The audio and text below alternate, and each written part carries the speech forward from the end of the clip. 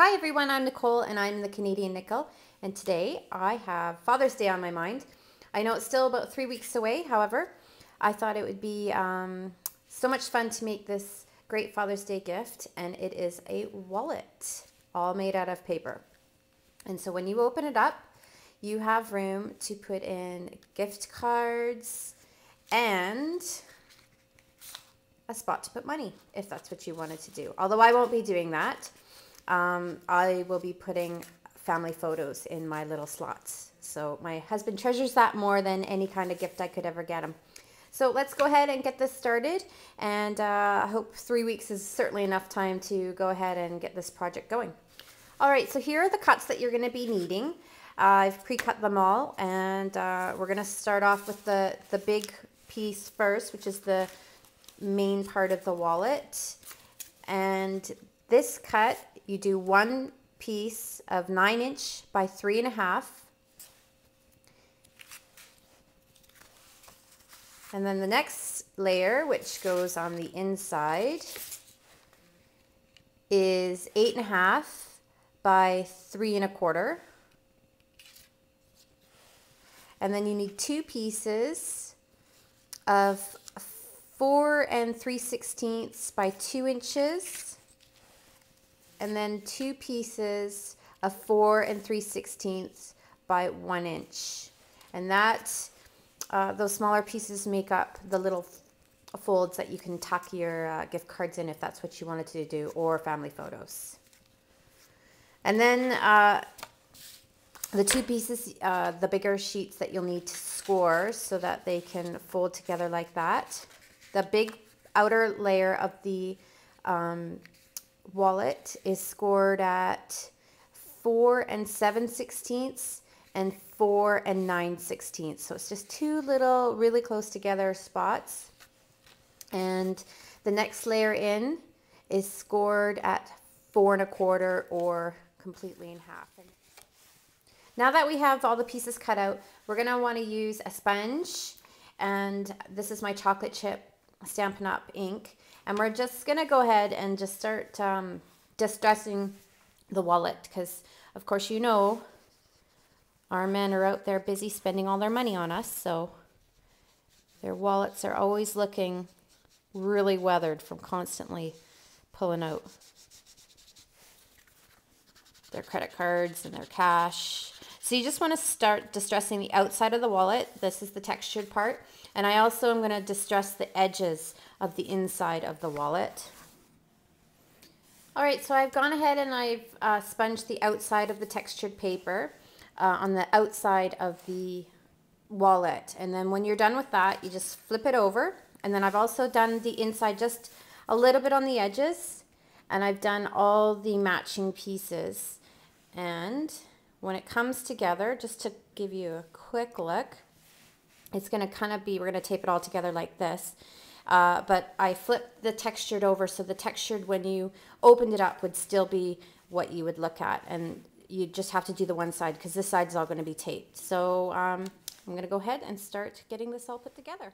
So I have my image all cut out, and I'm just going to distress it. And I don't have any sort of distressing tool, so I use the edge of my scissors just to make it all look scuffed up. So for the outside of the wallet, I am going to use my small round corner punch to soften the edges.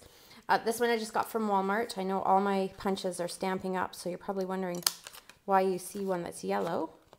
But this one was just really inexpensive, so it does the same thing.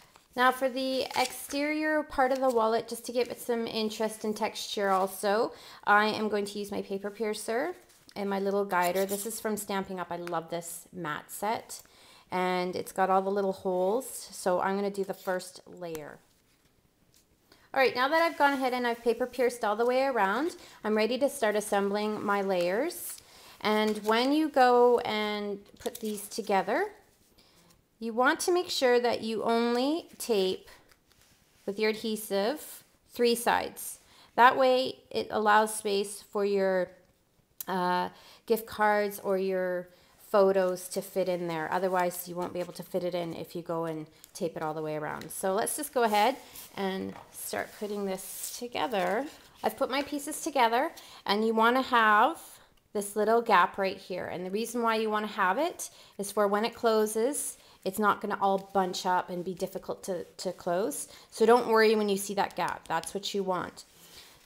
And the same thing again, you want to make sure that when you're putting your adhesive on, it goes on the bottom part, because we want to have that to be able to open. So the best way to do that without getting completely confused, so what I do is I just flip it over, and then I know I have to put adhesive on this edge here. So you want to just try and line that up kind of in the center, and then stick it down. That way, again, when it goes to shut and you've put it full of stuff, it won't get all bunged up.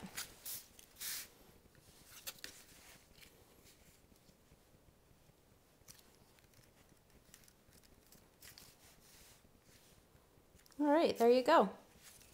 So what I've decided to do is I'm going to put some family photos in here, because my husband treasures that much more than anything that he could go spend somewhere. All right, so I cheated a little bit. I just grabbed one of my gift cards, and I just took the piece of paper and just traced kind of, or notched off how big of a piece I would need. And because I hate measuring, I really do. I typically, when I'm scrapbooking or making cards, unless it's something specific, I will typically eyeball it. And I did the same thing with the pictures. I just kind of eyeballed it and made it work with the piece of cardstock that I have. So you're not going to want to put these on dimensionals or anything like that if you do family photo, just because it's going to be sliding in that little envelope. So you want to make sure that it's not completely too bulky. Of course, you could do a combination of gift card and photos. Now I only have 3 photos because in my 4th little pouch, I'm going to put a sentiment to my husband. So now that I have these all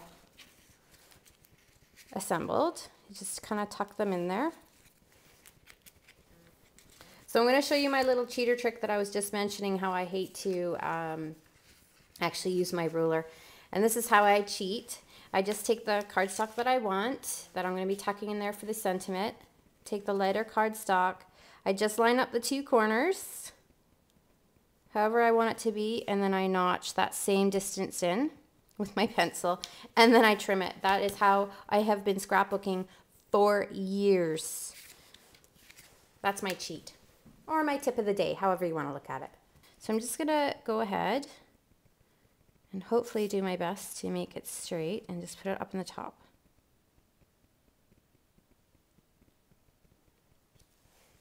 Ah, look at that, it worked. And then I grabbed my paper piercer again, and I'm going to put in a couple of brads, just chocolate brown brads.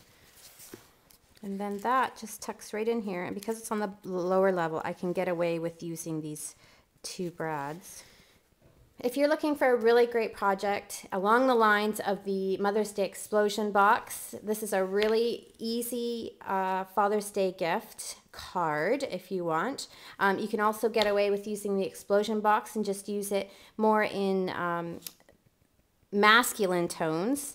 And then the great thing about this is it's so versatile. You can either put family photos in there like I have, or you can put in gift cards along with some cash. So however you end up making your Father's Day wallet, I hope you have a lot of fun making it like I did, and I look forward to seeing your projects. And please upload it to my Facebook, because I do really love seeing them on there. So thanks so much for watching, and have a wonderful day.